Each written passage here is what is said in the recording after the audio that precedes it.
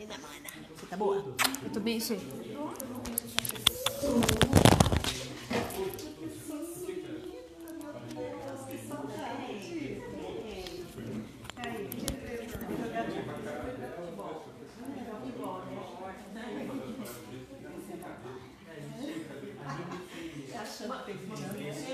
Esse é o nosso problema.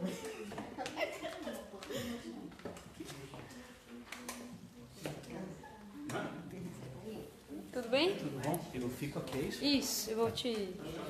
Se puder só colocar o... Aqui, deixa eu só... Tá, é melhor passar por baixo aqui, Isso, né? melhor. Você já tá ao vivo, tá?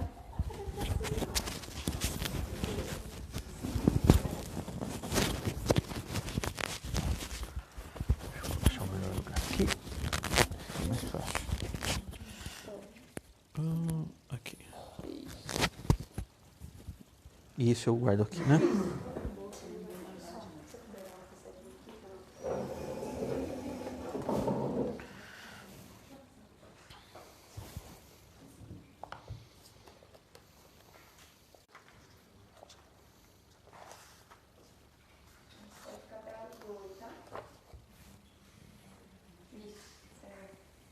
Mais pra frente aqui.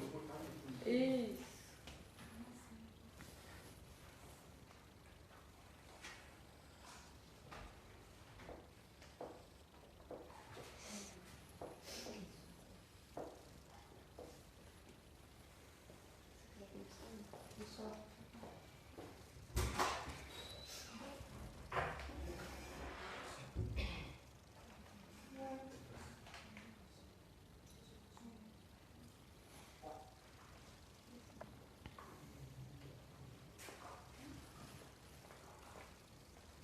Boa noite a todos.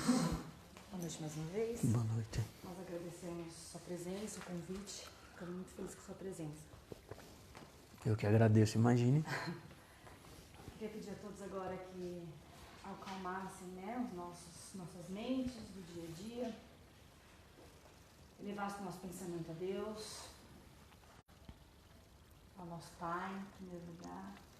Primeiro para agradecer a oportunidade de mais um dia, ao acordarmos, ao conseguirmos sair de nossas casas, nossos trabalhos, e podermos estar aqui mais uma noite para ouvir um pouco mais sobre o Evangelho de Jesus. Agradecemos também a Jesus, nosso amigo, nosso irmão mais velho, aquele que cuida, que nos ampara, que está sempre ao nosso lado. Agradecemos também aos espíritos que nos ajudam, né, nessa casa, no trabalho, em todos os trabalhos.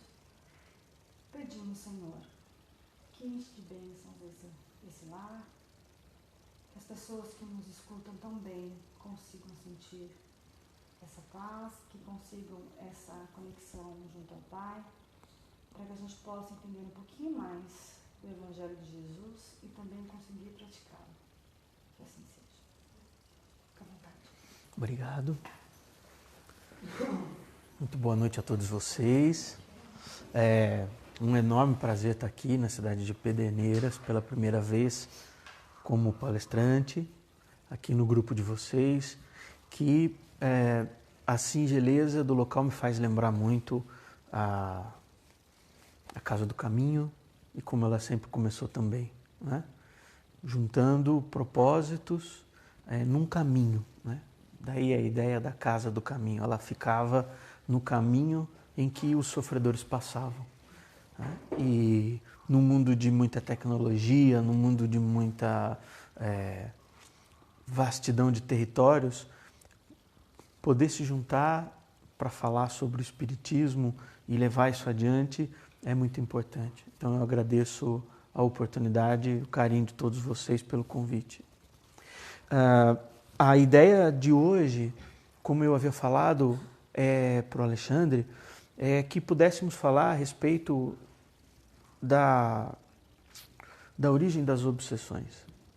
Mas antes de mais nada, eu queria passar para vocês algo que tem me deixado muito curioso nos últimos tempos. Nós que estamos do lado de cá e que fazemos palestras, que conversamos com as pessoas, com o passar do tempo, vamos atingindo um tom professoral, né? E acabamos perdendo a essência de uma boa conversa, de um bom diálogo.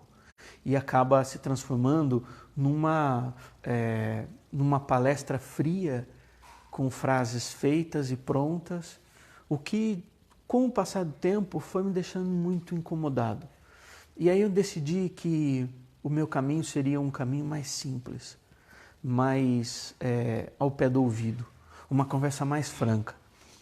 Falar aquilo que eu sempre quis que falassem para mim, mas eu nunca encontrei quem falasse. Então, se tem muita gente ou se tem pouca gente, a minha conduta é sempre a mesma. Falar num tom menos professoral e falar de uma maneira mais simples. Por que eu decidi fazer isso? Há mais ou menos 3 anos, eu estava dando uma palestra num centro espírita em Jaú.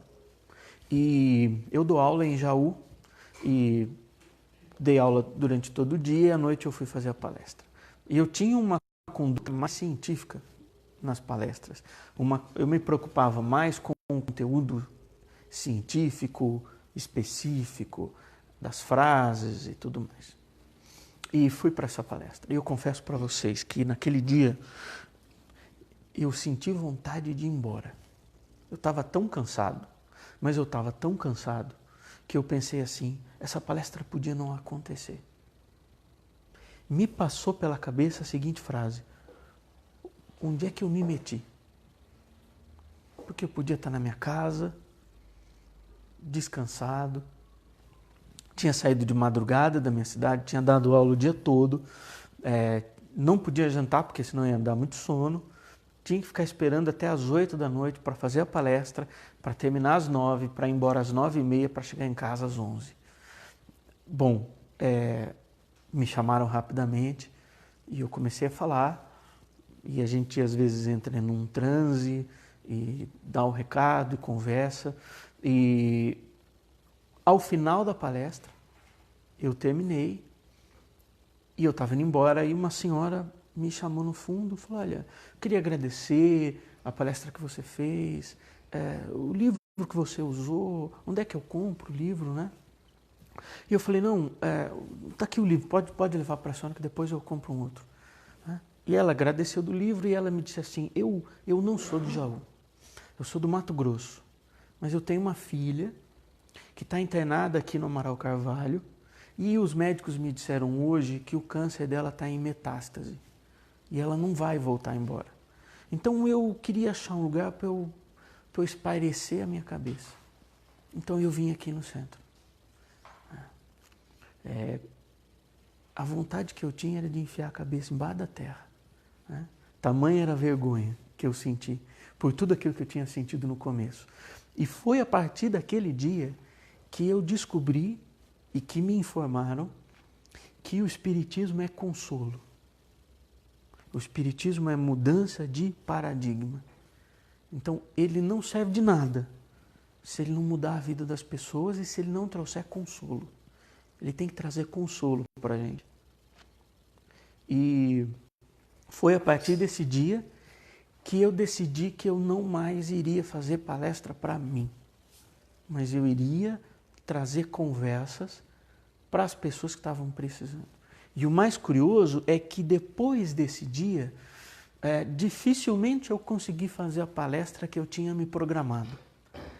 Eu mandava o tema, fazia o propósito da palestra, separava os itens que eu ia ler, trazia os livros, e quando eu chegava, eu começava a falar algo que não tinha nada a ver com a palestra.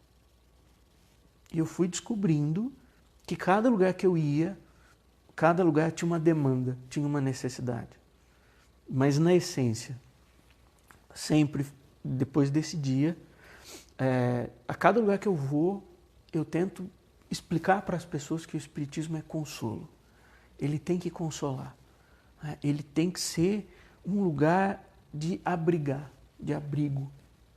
Ele não pode ser um lugar de maltratar, não pode ser um lugar de humilhar e não pode ser um lugar de excluir. Ele tem que ser um lugar de consolo. E é justamente aí que a gente precisa entender que o Espiritismo, dentro de uma estrutura de consolo, ele não consegue existir sem o Evangelho de Jesus. Porque eu não sei se vocês já passaram por isso, mas eu já passei. Quando eu entrei no Espiritismo, a minha família sempre foi espírita, mas quando eu verdadeiramente comecei a desenvolver a doutrina na minha vida, uma das coisas que mais me chamava a atenção é que agora eu não preciso mais ler a Bíblia. Né? Agora eu passei de fase. Né? Então, eu encontrava algumas pessoas e diziam, você é espírita e vocês leem a Bíblia? Não, não. Lá a gente conversa com espíritos. A gente não precisa mais ler a Bíblia, a gente já passou de fase. É uma doutrina mais inteligente, voltada para um público mais inteligente. Né? E qual foi a minha surpresa? Quando a gente vai olhar o Livro dos Espíritos, quando Kardec formula lá a pergunta para os espíritos, qual é o guia, qual é o modelo, porque como educador ele pensou, precisa ter um modelo. Né? Então, qual é o modelo que nós temos de seguir para ter uma vida melhor?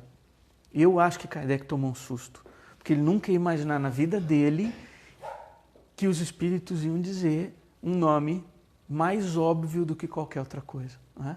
Jesus. E eu acho que a partir do momento em que os espíritos disseram, vide Jesus, ele deu um pause no projeto e teve que reavaliar todo o projeto da doutrina. Por quê? Porque a partir daquele momento, os espíritos indiretamente diziam para ele, Kardec, para com o fenômeno. O fenômeno não é espiritismo. O fenômeno é consequência do espiritismo. O espiritismo é consolo. O espiritismo é mudança de comportamento. É caridade. Tanto que ao final da vida dele, a gente vai encontrar isso em obras póstumas, a mulher dele encontra no meio do baú dele um papel, um manuscrito dele, que é quase como um documento póstumo, em que ele deixa claro ali, fora da caridade não há salvação. Ele chega a essa conclusão no final da vida dele. E olha que interessante, para a gente entrar no assunto da obsessão, Kardec começa o espiritismo em busca do fenômeno, não é isso? Ele começa em busca para poder entender as batidas da mesa, os fenômenos físicos, materiais. E ele termina a vida dele entendendo que os fenômenos não eram a essência do espiritismo. A essência era a caridade. Física, mas principalmente material. E é nesse ponto que a gente precisa entender qual é a função na nossa vida da obsessão. Por quê? Porque se o Espiritismo tem como base o Evangelho de Jesus, é óbvio que o Espiritismo tem como base também o estudo da comunicação com os espíritos. A imortalidade da alma só é atestada a partir do momento em que nós conseguimos manter comunicação com os espíritos. Mantendo comunicação com os espíritos, nós começamos a descobrir que existe uma espécie de interferência na nossa vida causada por fenômenos imateriais, que nós chamamos de obsessão. E talvez seja um dos assuntos que os espíritas mais gostam de usar, até como uma muleta, né? Tem duas muletas que os espíritas adoram usar. A primeira, a reencarnação. Então, se o espírita está triste, está incomodado em tentar ajudar alguém, ele diz assim, não, mas aquela pessoa está sofrendo por um problema de vidas passadas. Então é natural que ela sofra, tem que deixá-la sofrer. É uma mania que a gente tem de não ajudar e usa essa desculpa da reencarnação. Uma outra é a da obsessão. Então a gente acredita aos erros que temos, tudo em nome da obsessão. Então se eu tive um problema no trabalho, é porque eu estava obsediado.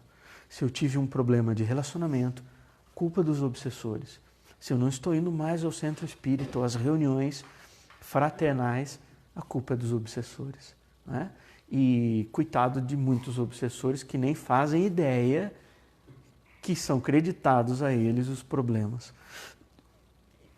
É aí que está o perigo. De a gente se embrenhar num caminho que não é verdade. Por quê? Porque como é que a gente começa a entender o que é verdadeiramente a obsessão? Para a gente entender o que é a obsessão, nós vamos precisar fazer uma pausa e entender, em primeiro lugar, a concepção que nós temos de Deus. Parece loucura a gente entender a obsessão explicando Deus, mas o caminho é esse, eu vou explicar para vocês.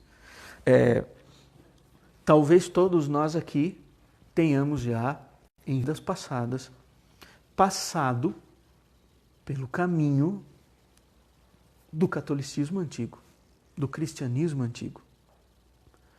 Salvo exceções, trazemos em nós, às vezes até nessa própria vida, é comum você encontrar uma pessoa que está no centro espírita e que ela veio de uma congregação cristã. Qual é a essência? A essência da ideia de Deus encalacrada em nós, quase que como uma herança maldita. A de que Deus é um cobrador de impostos, não é? De que Deus é um ser que fica muito bravo quando a gente comete entre aspas, um erro. Não é assim que a gente aprendeu? A ideia de Deus como uma entidade ou como um senhor de barba que fica bravo e que fica magoado, que castiga quando a gente não cumpre com as obrigações estabelecidas, as normas. Né? A ideia do castigo e a ideia do cobrador de impostos é alguém que vai bater na nossa porta dizendo, você me deve. É aí que a gente começa o nosso caminho. Por quê? Imaginem vocês que na entrada aqui do centro tivesse um detector, não de metais, mas tivesse um detector de culpa e de hábitos, e que ele apitasse, e que você tivesse que deixar de fora. Qual hábito? Esse. A ideia de Deus como alguém que se vinga. Esse é o primeiro estágio que o espírita precisa entender. E sabe por que eu digo isso? Eu não trouxe, porque eu acho que não precisa.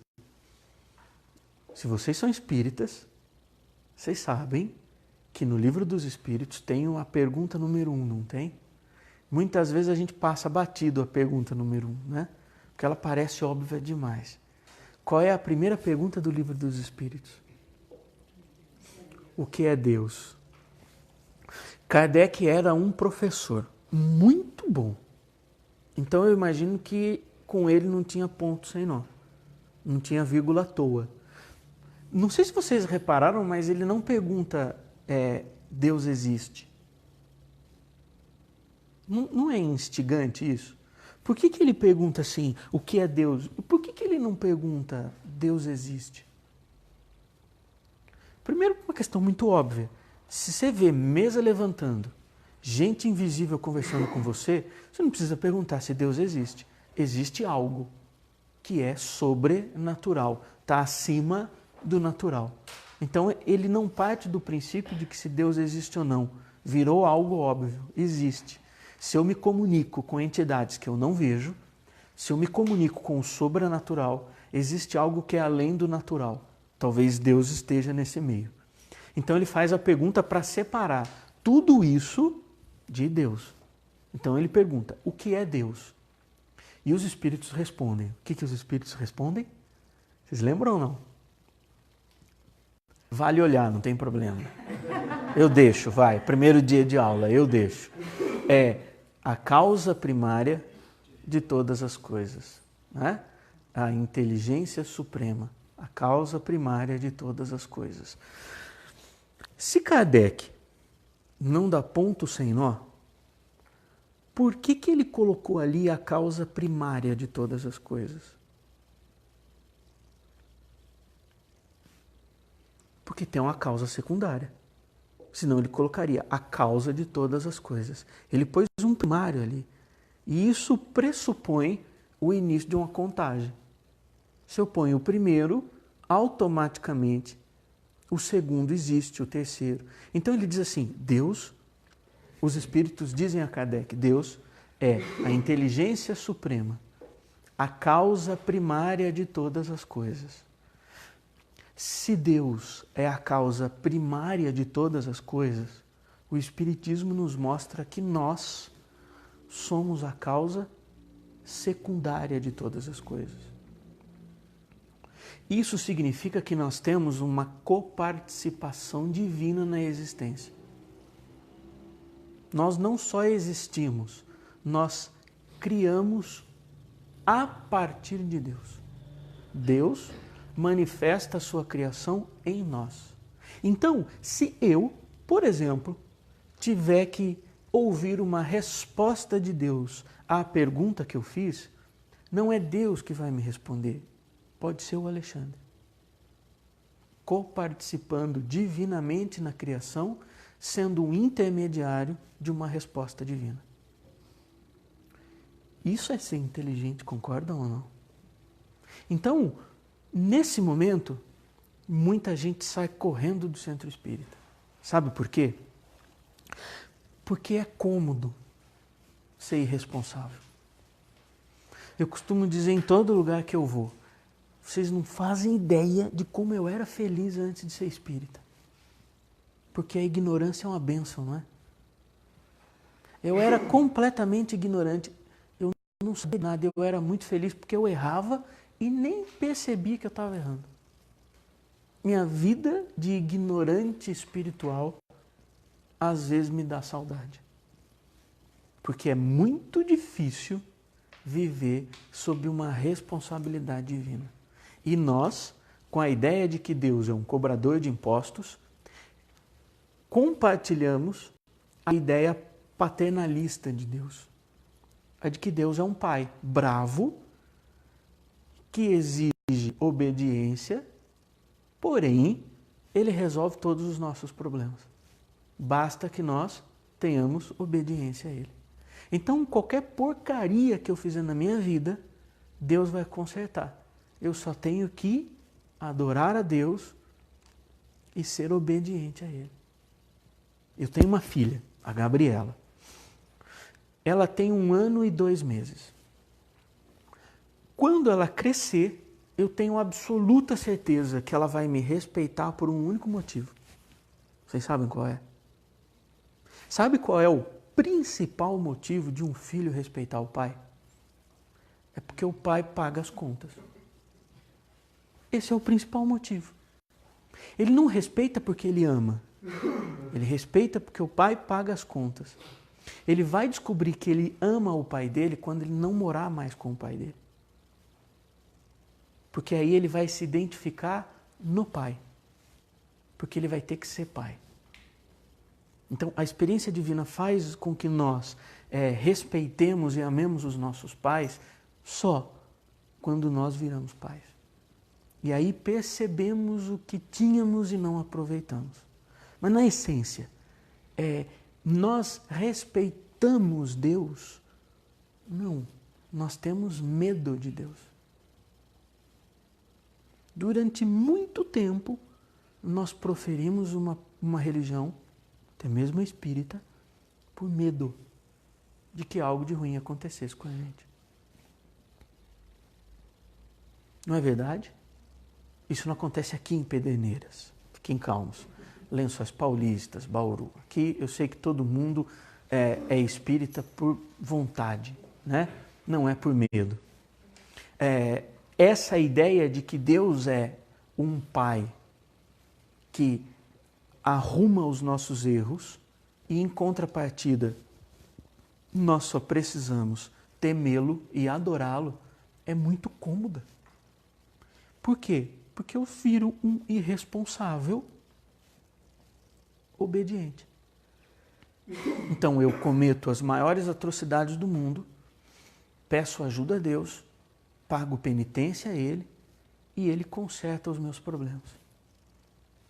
O Espiritismo, na primeira questão, vem dizer assim: meu querido, acorda, esse mundo não existe. Primeiro que Deus não pode ficar bravo com a gente por algo que a gente fez, não contra Deus, mas contra a gente. Dá para imaginar alguém que tenha poderes específicos a ponto de machucar Deus? Eu não conheço ninguém. Então Deus não fica bravo com ninguém. Por quê? Porque um filho não machuca um pai. O máximo que um filho consegue fazer é se machucar. Ou machucar um outro irmão. Então Deus não fica bravo. Porque Deus não tem essa característica de vingança. Isso não é dele, isso é do homem. Agora, Ele é soberanamente bom e justo. Isso significa que Ele é justo antes de ser bom. E Ele é bom porque Ele é justo. Então, a ideia de Deus é a ideia da ação. A ideia de Deus é a ideia do movimento. Se eu fiz e não deu certo e eu errei, Deus, no universo, me dá a oportunidade de consertar. É só isso. Se eu maltratei, Ele me dá a oportunidade de me desculpar. Se eu errei, Ele me dá a oportunidade de consertar. Então, é aí que a gente consegue entender, por exemplo, situações em que o assassino, em outras encarnações ou até na mesma, se torna pai da vítima. Por quê? Porque quem tirou a vida só vai consertar dando a vida. Isso é a inteligência suprema. Mas Ele não conserta. Ele te dá o caminho e fala, vai lá e conserta o que você errou. Então o assassino que assassina tira a vida. Ele conserta dando a vida, amando quem ele odiava. É uma baita responsabilidade, não é? Por quê? Porque aquele que vai receber a vida tem nele a raiva de quem o tirou a vida. E vai ter que tratar essa raiva dentro de uma escola chamada família. Em que o pai vai ter que entender que o filho o odeia. Mas vai ter que amá-lo, porque ele sabe a razão do ódio. O filho vai ter que, aos poucos, de tanto odiar, começar a amar pela convivência. Porque talvez pode se pegar errando como o pai errou. E na relação de pai e de filho, Deus transforma as pessoas. E é só o Espiritismo que tem a coragem de expor isso para a gente. Então, nós vamos deixar lá fora a bagagem pesada da ideia de que Deus é um ser vingativo. E precisamos de uma nova bagagem. É mais leve, mas ela é mais sensível. Chama responsabilidade. Estabelecida entre tantas imagens sob a imagem do karma, que nós no Espiritismo damos o nome de lei de ação e de reação. Ela norteia a nossa vida. Ela é um GPS, ela é o Waze do Espiritismo. Eu estou constantemente ligado nos eixos X e Y do Espiritismo. Lei de ação e de reação. Se eu estou tendo uma reação, automaticamente eu não sei de onde veio, mas eu sei que é uma reação de uma ação que eu tive. Se eu vou praticar uma ação, eu preciso esperar a reação. Nessa relação de ação e de reação, que é típica de uma encarnação, em que nós somos coparticipantes da origem divina, nós conseguimos entender, por exemplo, a vida daquele primeiro quadrinho ali, ó, do Chico Xavier. Me dizia o Alexandre em off, né, que ele ficou impressionado com a singeleza do Centro Espírita da Prece. Quando a gente imagina a vida de Chico Xavier, quando a gente imagina tudo o que aconteceu na vida dele, nós imaginamos que o Centro Espírita da Prece tenha 1.500 lugares. E ele é um lugar do tamanho dessa sala onde nós estamos, menor. Nessa área toda é maior do que o Centro Espírita da Prece, local onde o Chico, por mais de 25 anos, muito mais, melhor dizendo, de 1959 até praticamente 2002, fez o trabalho de caridade física e caridade espiritual. Agora, claro, ele tinha nele esse Waze espiritual. Ele sabia que cada ação gerava uma reação. Então, onde tinha riqueza, o Chico estava longe. Onde tinha ganância, o Chico estava longe. Onde tinha orgulho, o Chico estava longe. Onde tinha egoísmo, o Chico estava longe. E ele se precavia justamente estando num lugar simples, para se proteger dessas forças. A nossa vida muda completamente a partir do momento em que nós entramos em sintonia com essa ideia responsável que temos da nossa vida. Não é fácil, mas não significa que temos que ser perfeitos. Mas não é fácil. Mas esse é o caminho nosso. É nessa relação que emerge uma força desconexa, antagônica, chamada obsessão. O que é a obsessão? A obsessão é um sinal. A obsessão é um espelho colocado na sua frente. Ser espírita não é fácil. E não é para qualquer um. Sabe por que não é para qualquer um? Porque a primeira coisa que te ensinam é: esquece essa história de conversar com mortos. Isso aí é o de menos no espiritismo. A primeira coisa, meu amigo, que você tem que saber: você é responsável pelos seus atos. Então aqui não é casa de milagres, aqui é casa de esclarecimento. Se você está mal, acredite, a culpa é sua. Quer mudar? Comece entendendo que a culpa é sua. Também. Co-participante. Então na casa espírita ninguém vai passar a mão na cabeça de ninguém. Ninguém vai acolher dizendo: vai passar, basta que você reze bastante, tenha fé em Deus, que tudo vai melhorar. Não. Por quê? Porque a primeira pergunta é essencial.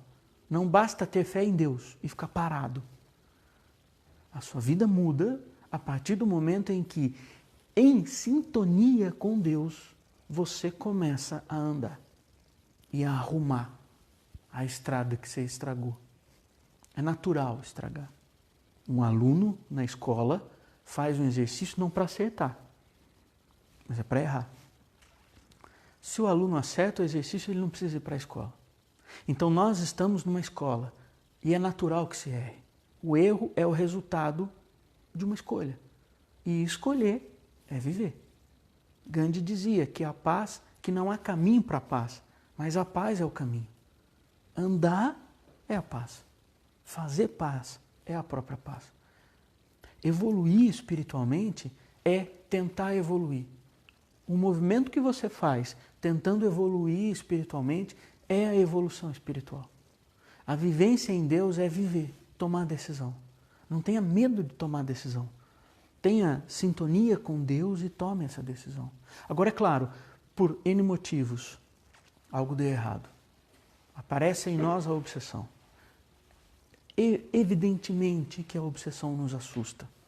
E ela é um dos pontos mais importantes de estudo no Espiritismo, porque em 99% dos casos, a obsessão é que nos traz ao Espiritismo. Eu não conheço, até hoje, ninguém que venha a um centro espírita porque é muito feliz. Fala: olha, eu sou muito feliz, eu ganho muito dinheiro, minha vida está ótima, eu não sabia o que fazer, decidi vir num centro espírita. Não conheço ninguém. Nem o Chico procurou o espiritismo porque ele era feliz. Nem Chico Xavier. Absolutamente ninguém procura um centro espírita porque é feliz. Então a obsessão é, entre tantas manifestações, circunstâncias de manifestações, uma força que nos traz até aqui. ela não significa que ela é uma maldição. Significa que ela é uma força consequência da ação e reação. Quando a gente fala sobre obsessão para quem não é do espiritismo, até para quem é do espiritismo, as pessoas ficam imaginando que são espíritos obsessores que estão andando na rua e falam assim, vou atazanar aquele cara, eu não estou fazendo nada. Aí ele pula o muro e vai lá, né? Como se fosse uma maldição. Ai, meu Deus, nasci com uma verruga, nasci com um obsessor em mim. Não é? Então, as pessoas procuram um centro espírita, por exemplo, para se desfazer de uma obsessão. Eles dizem assim, como é que eu faço para me desfazer da obsessão? Como se a obsessão fosse grudada nele. Alguém jogou em cima dele. Não é? Se a gente lembrar a primeira pergunta do Livro dos Espíritos, ela vai nos explicar algo fantástico. Meu amigo, se você está sob a obsessão, você está recebendo o que você deu. E agradeça que nesse momento você tem consciência de que você está obsediado. Por quê? Porque poderia ser o contrário. Não tem aquela piada de que pior do que encontrar um bicho numa goiaba é você encontrar meio bicho? Não é verdade? Tem sempre uma situação pior, né? Pior do que você descobrir que você está obsediado é você não descobrir que você está obsediado e continuar vivendo sobre as influências dessas forças. Então, a obsessão, ela é um alerta, ela é uma febre. A febre não é uma doença e ninguém toma remédio para curar a febre.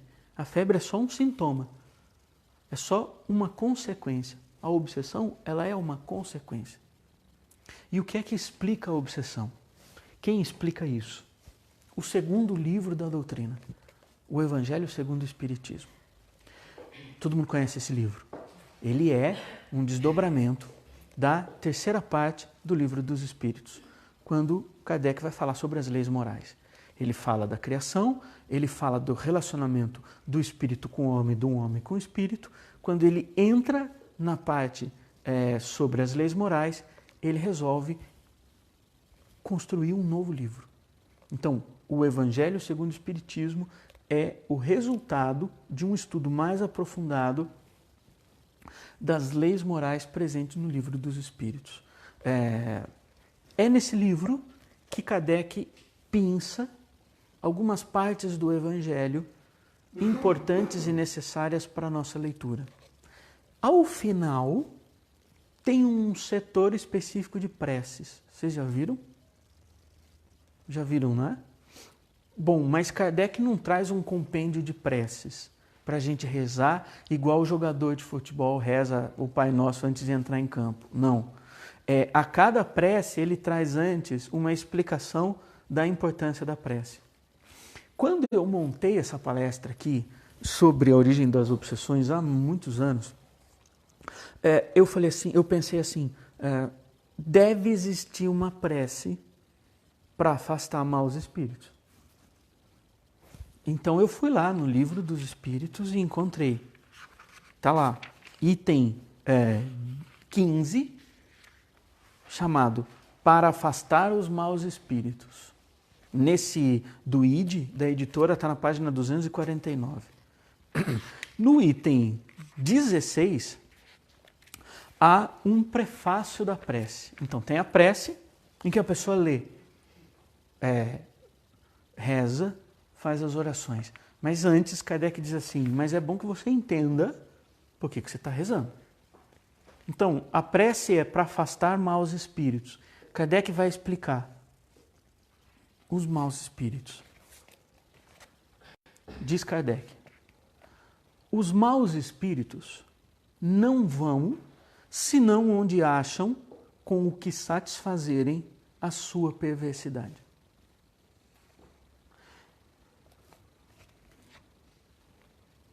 Lembra da primeira pergunta, né? É fácil ser espírita?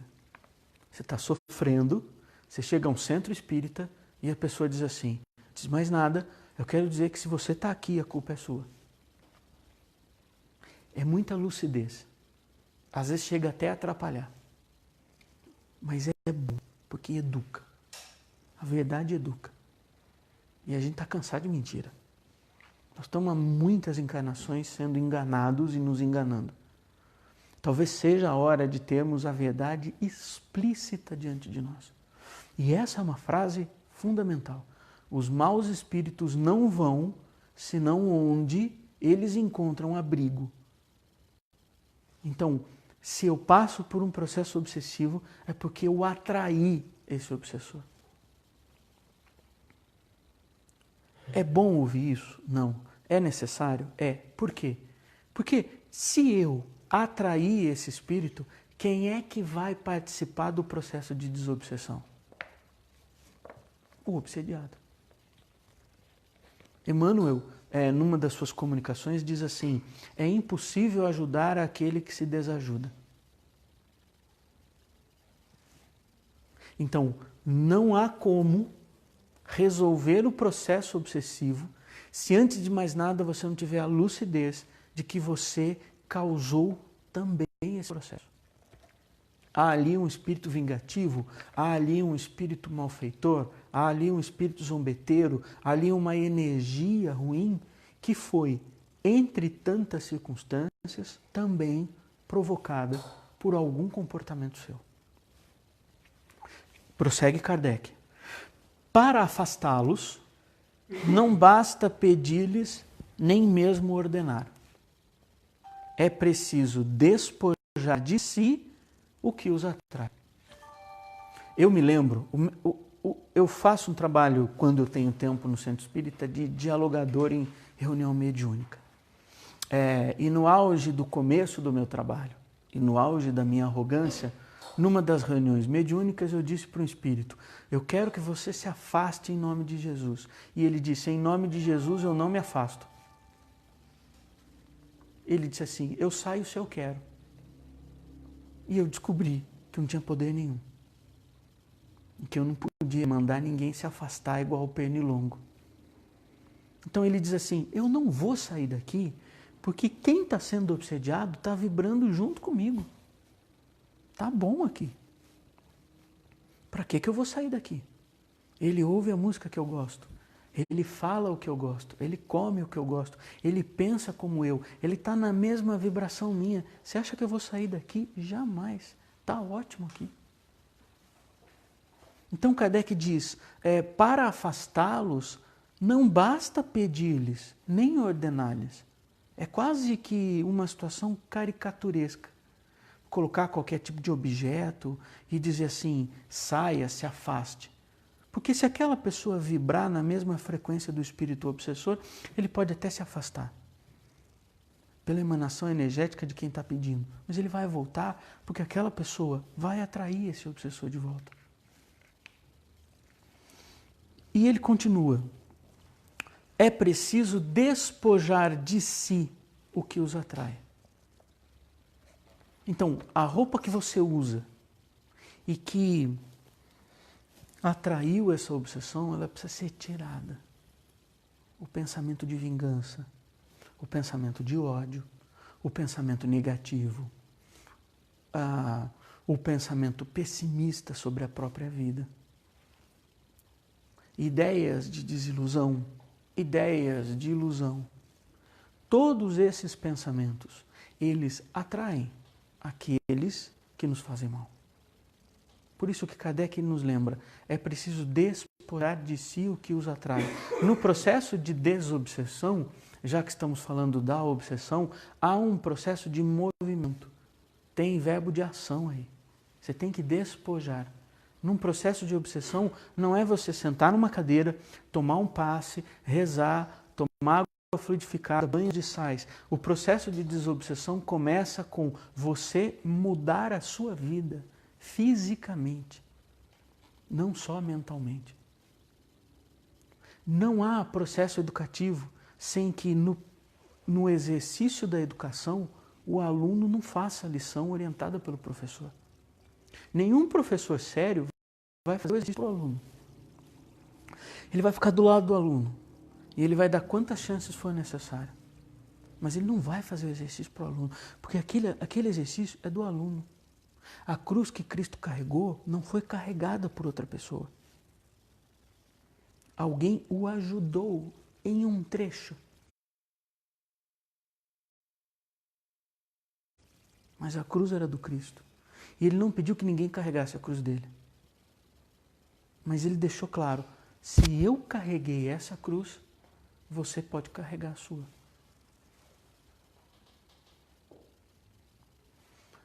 A ação no processo de desobsessão, ela é fundamental.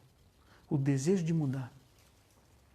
O desejo de querer mudar o comportamento que você tem, avaliar onde você está errando, mudar a maneira como você pensa, mudar as atitudes, mudar a alimentação, mudar o comportamento com os outros. Não há uma fórmula mágica. Porque se o Espiritismo tem entre os seus elementos a ideia de ciência, num dos seus tripés, tudo tem que ser em harmonia.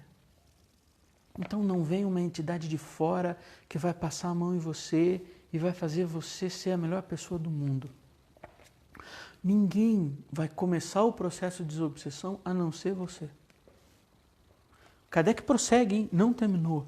Os maus espíritos farejam as chagas da alma como as moscas farejam as chagas do corpo. Do mesmo modo que limpais o corpo para evitar a bicheira, limpai também a alma de suas impurezas para evitar os maus espíritos. Se dentro da história do Espiritismo no Brasil, o Chico Xavier talvez tenha sido um dos espíritos que mais tenha sofrido assédio de espíritos obsessores, como é que ele se desvencilhava disso? Porque imaginem vocês o trabalho do Chico. Imaginem que nesse momento, Chico Xavier está saindo da casa dele em Uberaba, está indo em direção ao Centro Espírita da Prece, e ali tem uma mãe, tem um filho, melhor dizendo, que vai dar uma mensagem para ele, para um pai, que saindo dali, se não ouvir a mensagem do filho, vai cometer o suicídio. Você acha que o caminho até o Centro Espírita da Prece vai estar cheio de rosas para Chico passar? A quantidade de espíritos obsessores que tentaram impedir o trabalho do Chico talvez tenha sido assustador. Nós não teríamos condições psíquicas de ter contato com um terço desses espíritos obsessores. Como é que Chico sobrevivia a tudo isso?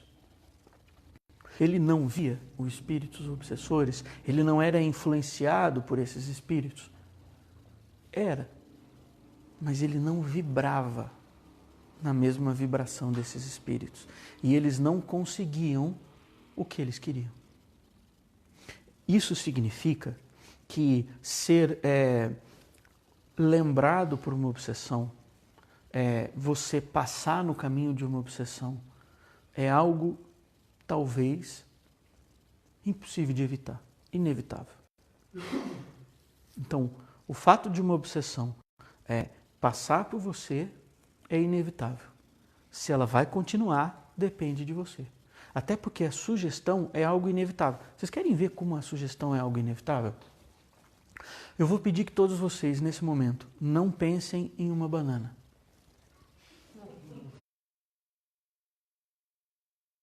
Percebeu? Então, a sugestão é inevitável. Agora, você pode ficar a noite inteira pensando na banana ou não. Já não depende mais da sugestão. A obsessão, invariavelmente, vai sugerir. Pensamentos obsessivos passarão pela sua cabeça. Divaldo Franco fala isso em uma de suas palestras. A obsessão vai sugerir. Mensagens, pensamentos obsessivos passarão pela sua cabeça. Só ficarão se você se sintonizar com elas. Então, num trânsito, é evidente que você vai tentar xingar alguém porque alguém cortou você. Vibrar naquela vibração depende de você. Ficar naquela vibração depende de você. É isso que Kardec diz. Limpai também a alma de suas impurezas para evitar os maus espíritos. Então, se nós somos coparticipantes da divindade, Nós temos a capacidade de nos policiar e estar constantemente melhorando a nossa vibração, nos protegendo, nos antevendo a situações obsessivas, ambientes obsessores, pessoas vingativas, pessoas que vão plasmar as nossas energias psíquicas, protegendo o nosso perispírito, protegendo a nossa áurea do contato com essas energias. Talvez passar por essas energias seja inevitável. Ninguém vai cortar caminho de um trabalho difícil, de uma rua movimentada, deixar de pegar um ônibus porque ali tem alguém que pode te prejudicar. Mas você pode se fechar. Você pode se proteger.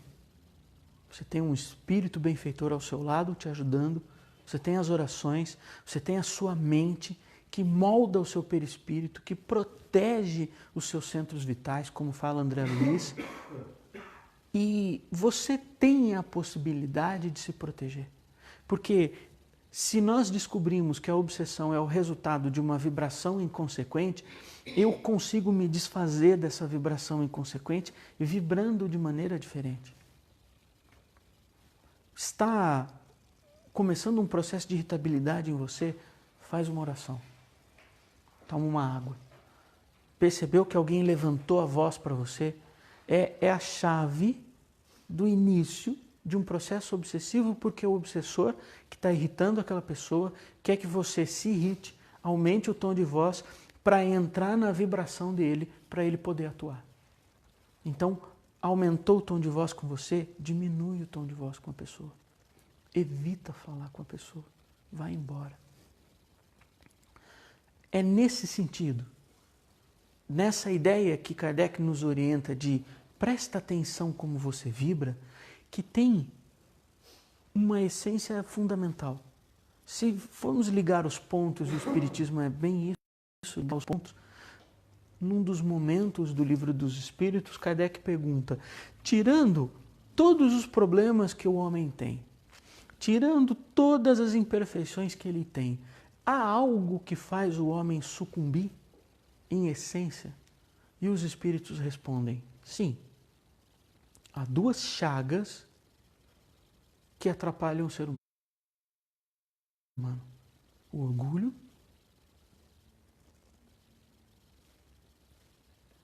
e a vaidade.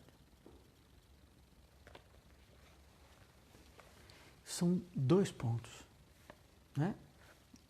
Que a gente pode traduzir da maneira como está no Livro dos Espíritos, o orgulho e o egoísmo. São duas forças interessantes de entender, sabe por quê? O orgulho é uma força que te coloca para fora, não é? Você diz assim, eu sou melhor do que os outros, isso que eu faço é mais do que os outros. Então, com o orgulho a gente se expande, né? O egoísmo é o contrário, o egoísmo é para dentro, isso é meu.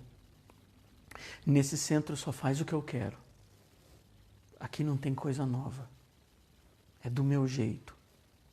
Esse cargo é meu. Esse carro é meu, esse dinheiro é meu. Então, não é à toa que tem essas duas palavras, porque elas não são sinônimas. Né? Orgulho e egoísmo não são sinônimos. Orgulho é um movimento que você faz com o perispírito para fora. Diz André Luiz em Evolução em Dois Mundos, capítulo 2. É um movimento exo, para fora. Hiper. E o egoísmo é um movimento hipo, para dentro. Você contrai o seu perispírito. Então, os espíritos que têm essa capacidade conseguem entender, conseguem olhar e ver pessoas egoístas com o seu perispírito todo deformado, porque eles se fecham. E o orgulhoso é aquele que se expande, trazendo problemas, claro. A obsessão nasce da sintonia que entramos com espíritos obsessores quando eles propositadamente provocam em nós ou o orgulho sob a forma de muitos comportamentos ou o egoísmo sob a forma de muitos comportamentos. Kardec termina dizendo, como vivemos num mundo onde pululam, está cheio de maus espíritos, as boas qualidades do coração não nos colocam ao abrigo de suas tentativas, mas dão a força de lhes resistir. Então, tentativa é uma coisa, resistência é outra. Então, por exemplo, eu posso tentar quebrar esse pilar? Posso? Mas eu vou conseguir quebrar esse pilar? Não, mas eu posso tentar, não posso? Um espírito obsessor pode tentar obsediar Jesus Cristo? Pode, tentou. Mas ele conseguiu? Não. Por quê? Porque a tentativa não está associada à resistência. Então, os espíritos obsessores podem tentar nos obsediar, mas a nossa resistência depende de nós e não da tentativa deles. E quanto mais nós nos embrenharmos no caminho espírita, desenvolvendo o nosso trabalho, ajudando as pessoas, melhorando os centros, crescendo espiritualmente com os centros, mais ataque obsessor vai ter. Algo natural, concordam ou não? Ninguém chuta cachorro morto. Então, se você está bem na sua casa, se está tudo bem, se ninguém te apurrinhou, se a sua vida está tranquila, se você não teve que resolver nenhum problema, se ninguém te ligou, se ninguém te amolou, eu trago para vocês uma orientação. Corre no centro espírita, porque vocês desencarnaram e não sabem.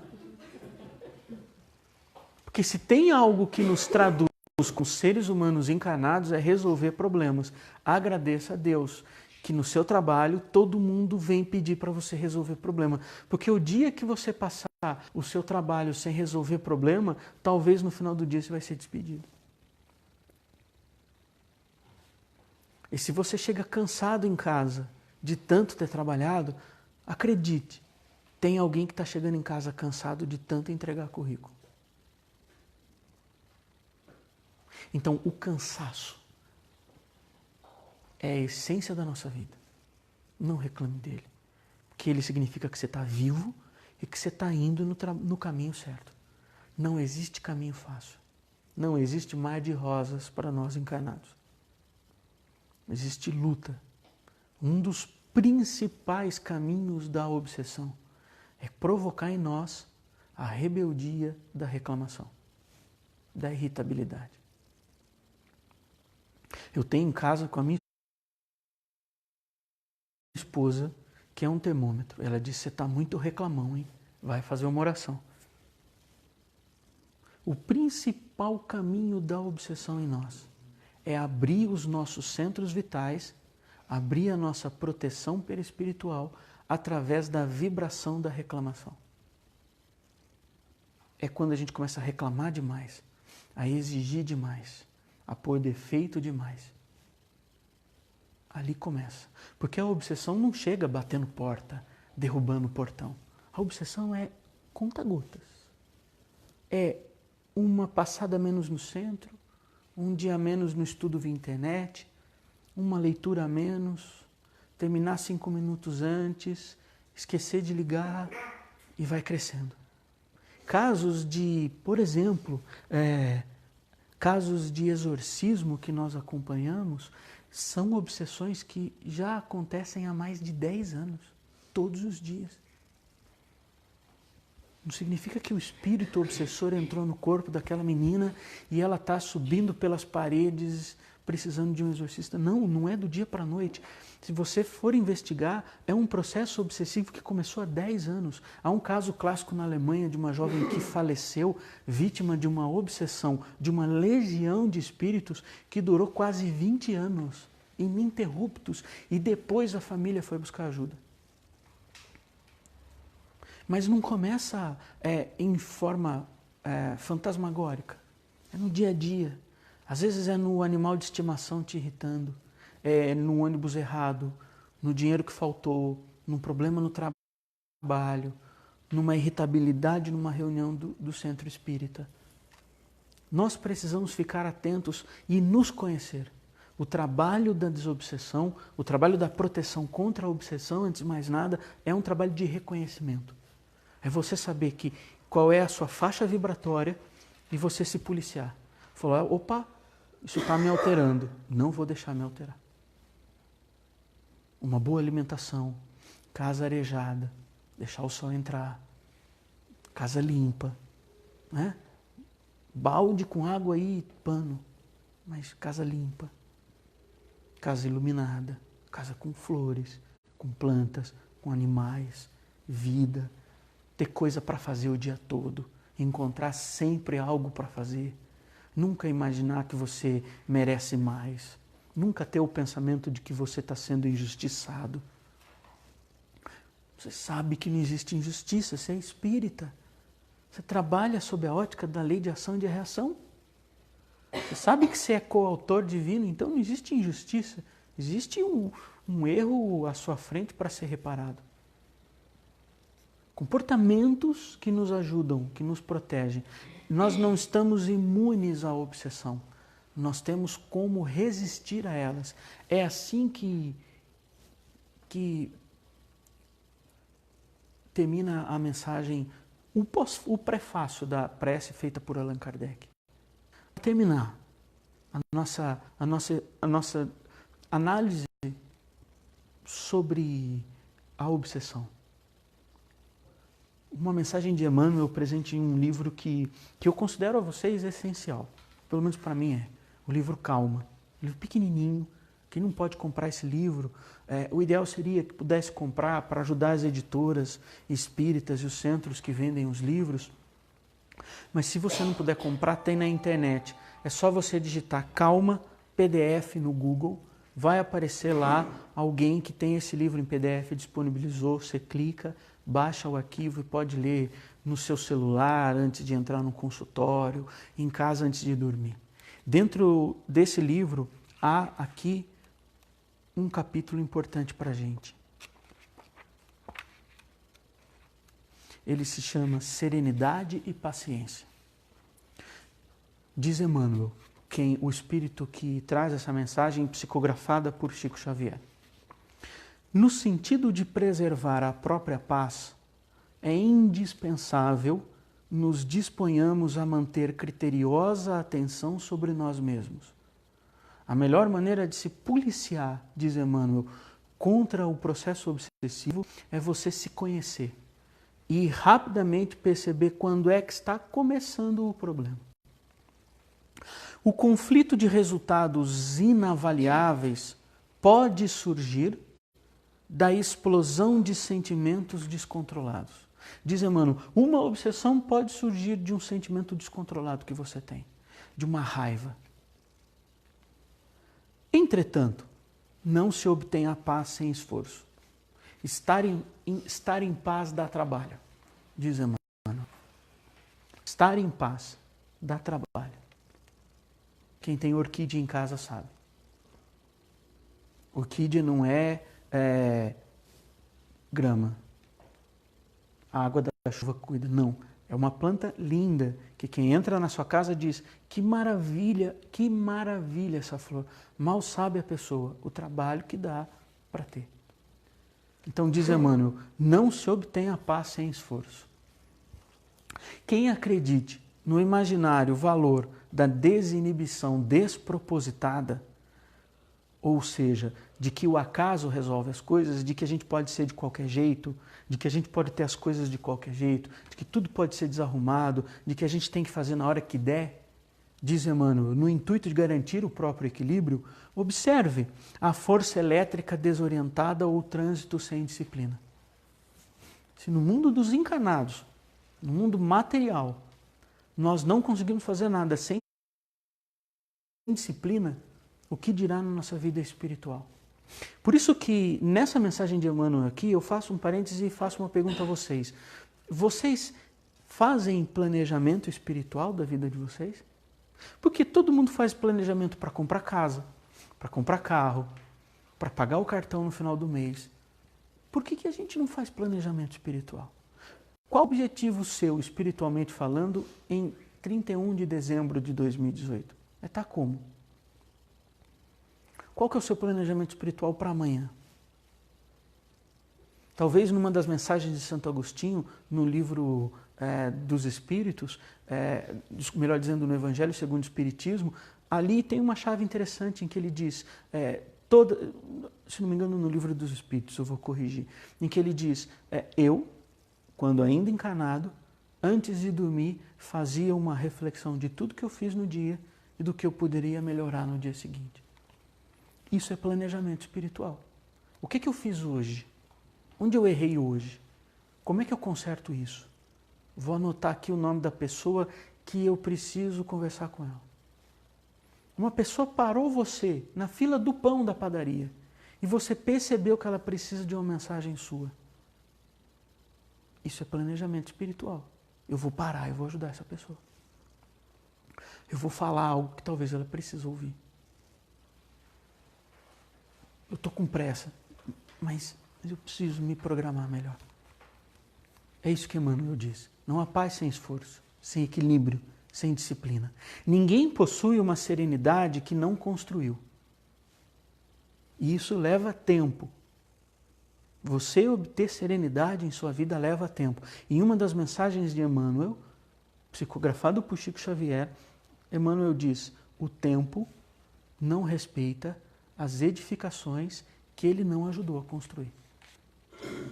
Então entenda, espíritos superiores trabalham em nossa vida com tempo. Com tempo. Isso significa que tem planejamento. Então começa um passo depois do outro.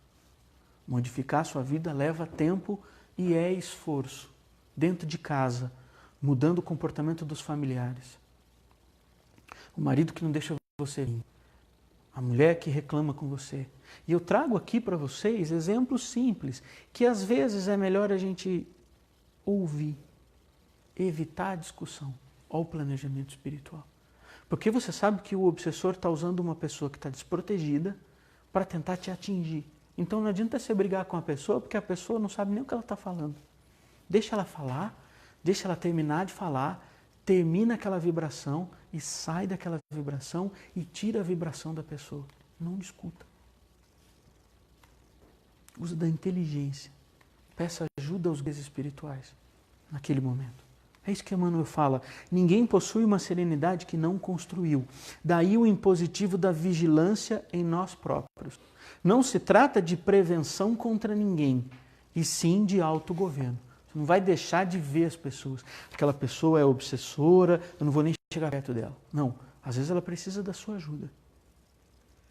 O que você precisa é se proteger para ir lá ajudá-la.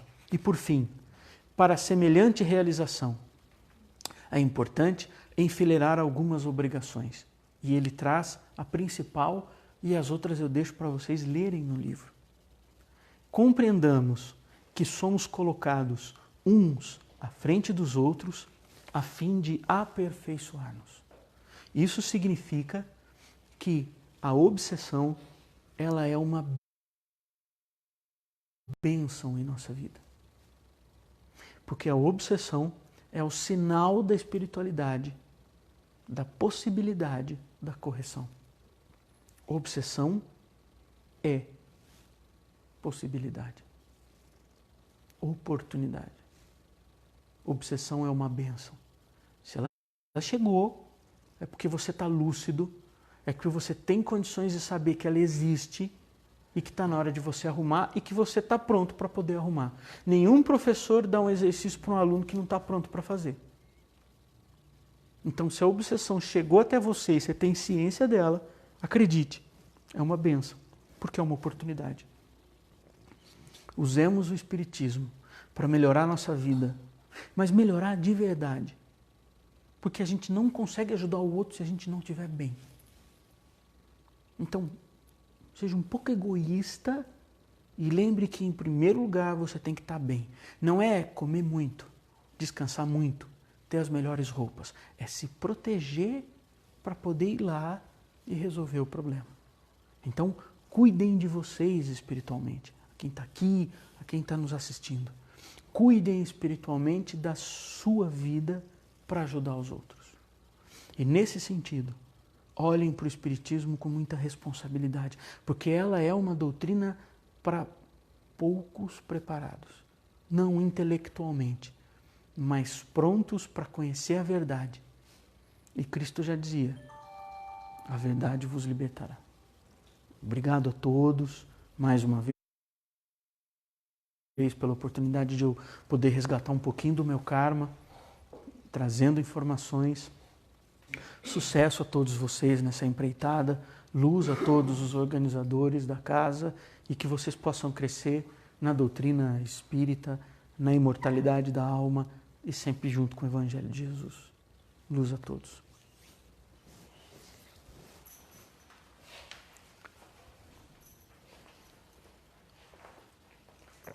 Não tem necessidade de finalizar, né? Mas finalizar. Flávio, é uma bênção sua presença com a gente hoje. Eu agradeço a oportunidade. E nós que agradecemos, assim. Quem segue a nossa página ou nos segue, faz perguntas, você respondeu 99,9% do que é perguntado nas palestras, nos estudos, porque obsessão está aí para todo mundo, né? Na vida, no dia a dia. Exato. Né? E as pessoas realmente jogam a culpa nos outros. E eu acho que quem quiser... Eu queria falar um cara. Curiosidade minha, que é só aqui, posso falar que os pais da meu pai do outro. Mas não desencarnou. Mais ou menos, terceiro dia, mais ou menos, eu estava tão perfeito. Eu estava com sono. E eu estava fazendo trabalho no computador para ver como eu estava tão perfeito. Estava me sentindo bem, saudável. De repente, não tive uma sonolência. Tive uma sonolência e aí eu vi o clipe, ela me chamando. Era, tinha certeza que era. É a voz dela. Da mesma forma ela me chamava e ela gritava, queria falar comigo. E alguém dizia para ela, não é possível, sabe? Isso aconteceu comigo. Isso é real ou é o eu que tive problema, será? Não sei se você consegue dizer. Está o problema é comigo? Pode ser real. O que eu entendo? Como que você chama? Roberto. A gente tem uma maneira de saber se o que acontece com a gente é importante para a gente ou não. Isso trouxe paz para você? Muita. Então, lembra disso com carinho. Isso é o mais importante. Muita, e sinto uma calma tremenda. Então, toda vez que eu vou dormir, eu me sinto que parece que estou sendo encarnado. Nossa, que um descanso incrível. Se as manifestações espirituais que acontecem conosco trazem paz para nós, elas devem ser lembradas com carinho. Quando elas não trazem paz para nós, elas devem ser esquecidas na oração. É simples assim. Viu? Obrigado. Então, eu queria agradecer e Imagina. deixar a dica para todo mundo que participa, que acompanha. Assista de novo, e de novo, e de novo. Quantas vezes forem necessárias para você se sentir bem. Porque você trouxe um assunto que é de extrema importância, sintetizou de uma maneira clara e objetiva, numa linguagem que todo mundo pode entender. Tanto que é Deus, o sentido de pai, quanto que é ser obsediado. Que são os opostos, né? Exatamente, o amor supremo. E ninguém faz a maldade. Não existe. Deus é o amor supremo. A obsessão é o abandono supremo. Exatamente. A obsessão, tanto para o obsediado quanto para o obsessor, é o abandono supremo. É isso. No fundo, causado por nós mesmos. Não podemos deixar de se ausentar, dizer que não temos culpa do obsessor. Se somos obsediados é porque alguma coisa estamos fazendo. Então, eu queria agradecer mais uma vez. Imagina, é um prazer. A pessoal que está assistindo, a gente agradece também. E fica a dica de revermos e ouvirmos na hora de dormir, para a gente poder assimilar tudo que foi falado. Agradecemos a Deus, o nosso Pai, que esteve conosco, está conosco sempre, a Jesus, nosso irmão maior, aos nossos mentores, aos espíritos amigos que aqui estiveram conosco nessa palestra maravilhosa, e pedindo, Senhor, Que nesse ambiente de paz que estamos, seja refletido para todos que estão assistindo. Chuvas de bênçãos, de calma, de alegria, e que consigamos entender realmente o Evangelho de Jesus. Que assim seja.